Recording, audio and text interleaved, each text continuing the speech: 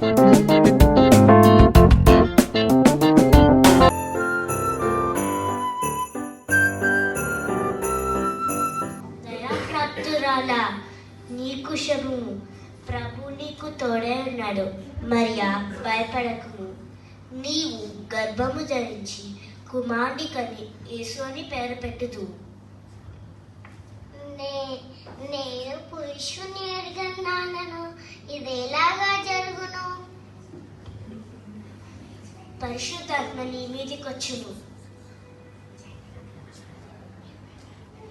నీ మాట చెప్పునే జరుగును గాక.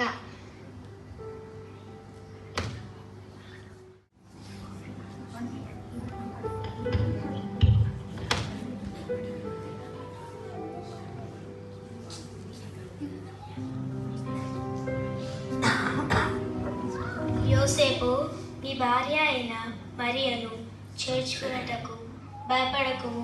ఆమె పరిశుద్ధాత్మ వలెల కుమారుని కను.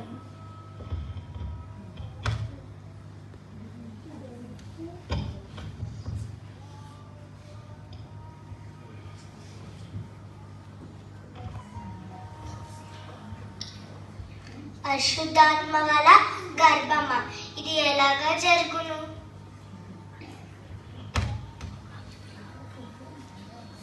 అతడు నిద్ర మేలుకొని ప్రభుదూత అతనికి ఆజ్ఞాపించిన ప్రకారం చేసి తన భార్యను చేర్చుకొనెను.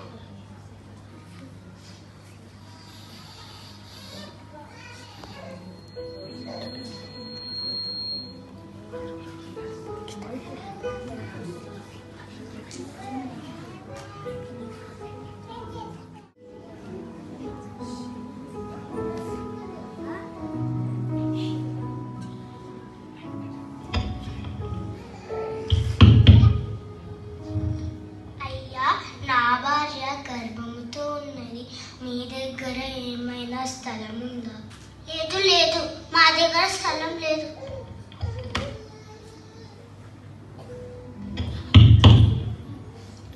అయ్యా, నా భార్య గర్భంతో ఉన్నది. మీ దగ్గర ఏమైనా స్థలం ఉందా?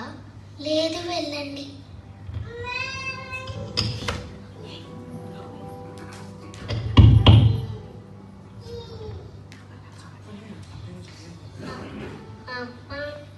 నా వల్ల కావట్లేదు, ఇంకెంత దూరం అండి? కొంచెం దూరమే మేరీ.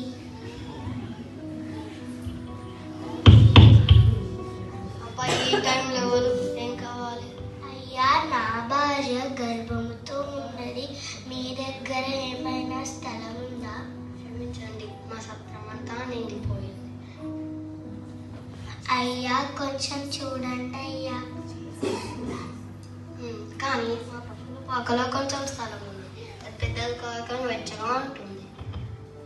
ధన్యవాదాలు అయ్యా.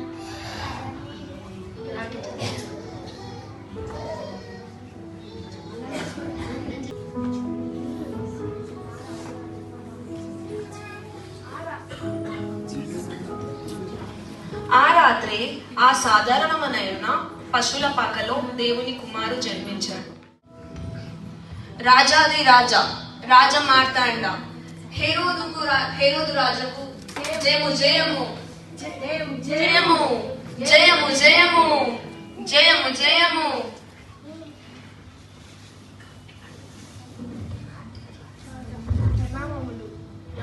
ప్రణామములు రాజా, ప్రణామములు. తూర్పు దేశపు జ్ఞానులు మిమ్మల్ని కలవడానికి వచ్చారు. జ్ఞానులను ప్రవేశపెట్టము.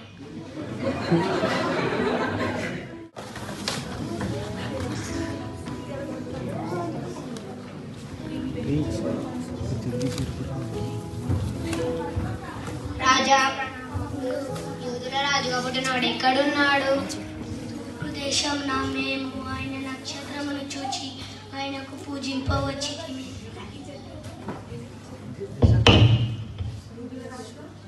యూదుల రాజుగా పుట్టినవాడు ఎక్కడున్నాడు? లేఖనములను పరిశీలించు.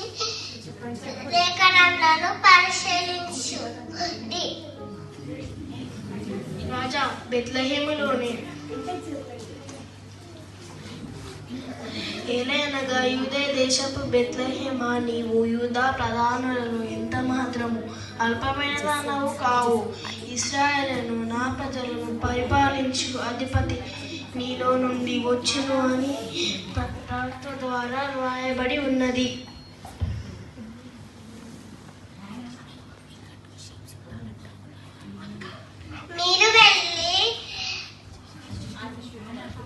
మీరు వెళ్ళి ఆ శిశువుకు బ్రొక్కి నాకు చెప్పుడి, అప్పుడు నేను వచ్చి బ్రొక్కినను.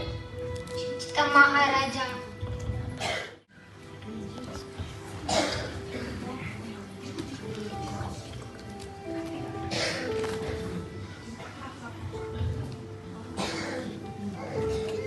నేను కాక ఇంకొక రాజంట, ఇది అసంభవం. నేను జరగను కాక జరగనివ్వను. హ హ హ హ.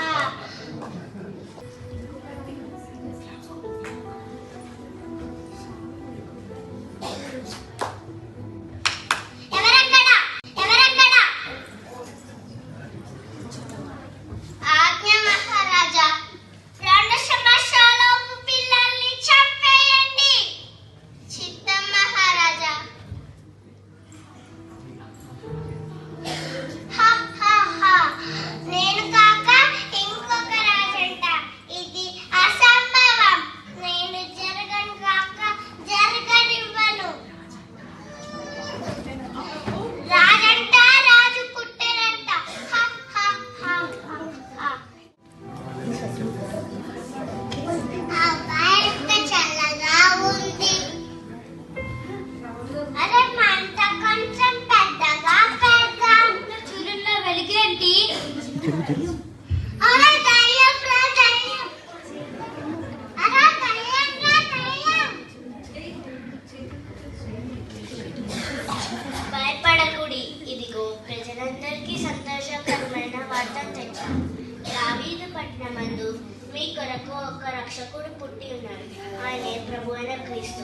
ఒక శిష్యుడు పొత్తిగుట్టలో చచ్చాడు, ఒక తొట్టెలో పండుకుని ఉండట మీకు రండి, వెళ్ళి రక్షకుడిని చూద్దాం.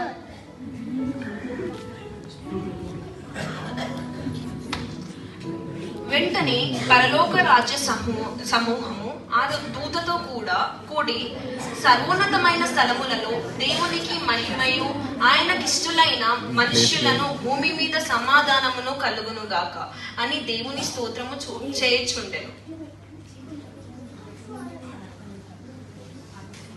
తూర్పు దేశపు జ్ఞానుల మాట విని బయలుదేరి వెళ్ళుచుండగా వారు తూర్పు దేశమున చూచిన ఆ నక్షత్రమును ఆ శిశువు ఉండిన చోటికి వచ్చి నిల్చు వరకు